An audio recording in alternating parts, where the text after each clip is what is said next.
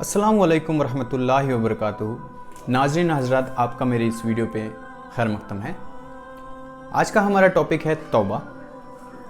मैं इस टॉपिक को आपको एक स्टोरी के थ्रू बताना चाहूँगा।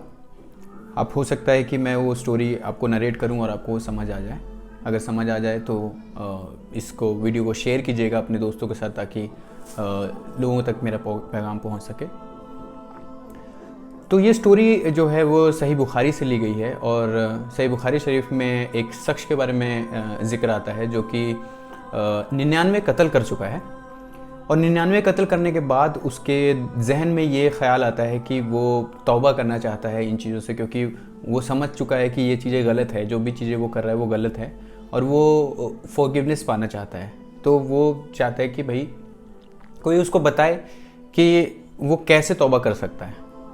तो वो जब लोगों से पूछता है कि वो तौबा कैसे कर सकता है, तो वो बताते हैं कि हम तो नहीं कह सकते, लेकिन फ़लाने गांव में एक आबिद हैं, हमने उनको हमेशा अल्लाह ताला की बारगाह में खड़े देखा है, उनके नमाज़ पढ़ते हुए देखा है, कुरान पढ़ते हुए देखा है, कभी इधर उधर की बातें करते हुए नहीं देखा। तो शायद से वो आपको ज़्यादा अच्छे से समझा सकें कि भाई तौबा कैसे कर सकते हैं।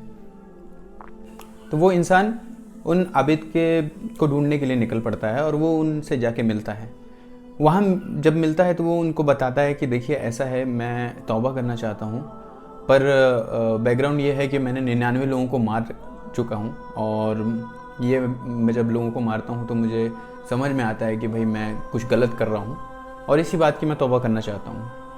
तो जब आबिद ये बात सुनते हैं तो उनको मतलब ज़हनी तौर पे उनको बहुत खौफ होता है, और वो ये समझते हैं कि ये कितना बुरा इंसान है, और इसी चक्कर में वो एक फ़तवा जारी कर देते हैं उसके ख़िलाफ़ कि तुझे तौबा नहीं मिलेगी, तूने बहुत बड़ा गुनाह किया है। लोगों को मारना, मतलब एक इंसान को भी, कुरान में तो यही है कि एक इंसान को मारना भी पूरी ह्यूमैनिटी को मारने के बराबर है। तो तूने तो 99 लोगों को मारा है, इसका मतलब तुझे तौबा तो नहीं मिलेगी। तो जब ये बात वो सुनता है तो वो उसको ये बात अच्छी नहीं लगती है उस इंसान को, और वो उस इंसान को भी, उस आबिद को भी मार देता है, और अब वो 100 लोगों को मारने वाला बन चुका है। लेकिन अभी भी उसके दिल में कहीं ना कहीं ये ख्याल है कि वो अभी भी तौबा करना चाहता है, और वो चाहता है कि उसको उसके गुनाहों से मुक्ति मिले या फॉरगिवनेस मिल जाए। तो वो फिर से लोगों से पूछना शुरू करता है, और लोग कुछ बताते हैं कि फ़लाने गांव में एक आलिम है, आप उनसे इस बारे में डिस्कस कर सकते हैं, शायद वो आपको बता पाएँ।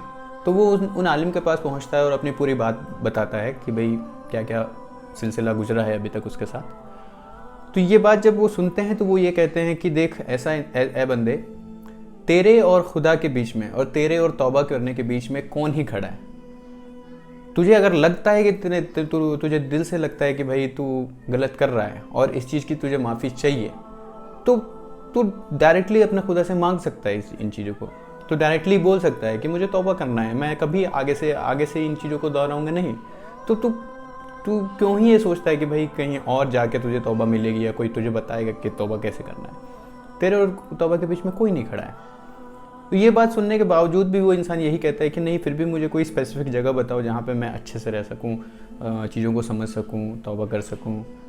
तो वो उसको कहते हैं कि ठीक है, एक गाँव है, विलेज ऑफ फॉरगिवनेस कह देते हैं चलिए इस गाँव को।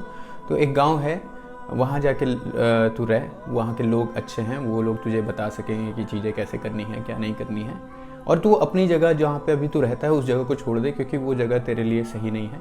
उस जगह में तू गलत काम कर रहा है, जिसकी वजह से तुझे ये सारी चीज़ें फेस करनी पड़ रही हैं। तो वो एक इंसान, वो एज ए सिंसियर इंसान, वो अपना बुरा बिस्तर बांध के निकल पड़ता है उस विलेज ऑफ फॉरगिवनेस की तरफ।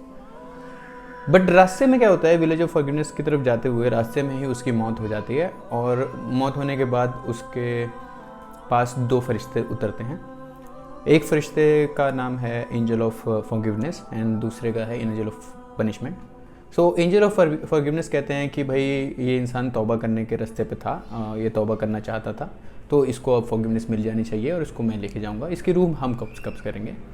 पर वहीं पर दूसरी तरफ एंजल ऑफ पनिशमेंट कहते हैं कि देखिए ऐसा है, ये इंसान तौबा करने के रास्ते पे था, इसने तौबा किया नहीं था, ठीक है, तो इसकी रूह को हम लेके जाएंगे क्योंकि इसको पनिशमेंट मिलनी चाहिए जो भी इसने किया है। तो इस डिस्प्यूट को ख़त्म करने के लिए एक और एंजल उतरते हैं, एंजल ऑफ जस्टिस। वो कहते हैं कि अल्लाह ताला का फरमान है कि इसका जो डिसीज़न है वो डिस्टेंस नाप के किया जाए, यानी कि उस जगह पे जहाँ पे वो मरा है, जहाँ पे उसको मौत मिली है, उस जगह से विलेज ऑफ फॉरगिवनेस की दूरी देखें और विलेज ऑफ सिंस की दूरी देखें, जिस जगह से वो खुद निकल के आ रहा है। अगर जिस जगह की दूरी कम होगी, समझेंगे कि उसको उस हिसाब से जस्टिस मिलेगा। ठीक है, तो जब ये फासला नापा जाता है तो अनफॉर्चुनेटली उसकी जो दूरी होती है विलेज ऑफ सिन से वो ज़्यादा नज़दीक होती है as comparing village of forgiveness. तो रूल के मुताबिक तो यही होना चाहिए कि उसको सज़ा मिलनी चाहिए, क्योंकि उसकी दूरी जो है विलेज ऑफ सिन से नज़दीक है। बट उसी वक्त अल्लाह ताला का एक करिश्मा होता है और अल्लाह ताला उसकी दूरी from the village of forgiveness से सिर्फ एक हाथ के डिस्टेंस पे कर देते हैं।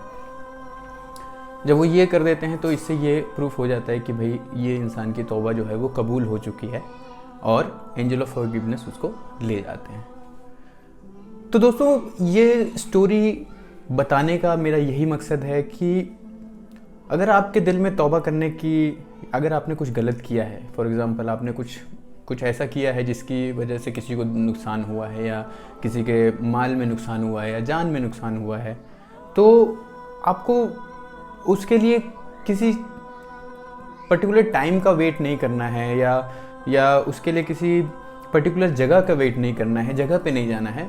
अगर आपको दिल से महसूस हो रहा है कि आपने कुछ गलत किया है और आप उसकी माफ़ी चाहते हैं, तो आप अपने अल्लाह ताला से, अपने क्रिएटर से डायरेक्ट उसकी माफ़ी मांग सकते हैं। आप उनको डायरेक्ट कर सकते हैं, या अल्लाह मैं इस चीज़ से तौबा करना चाहता हूँ और मैं आज के बाद से वो चीज़ नहीं दोहराऊँगा, इन फ्यूचर कभी भी नहीं दोहराऊँगा।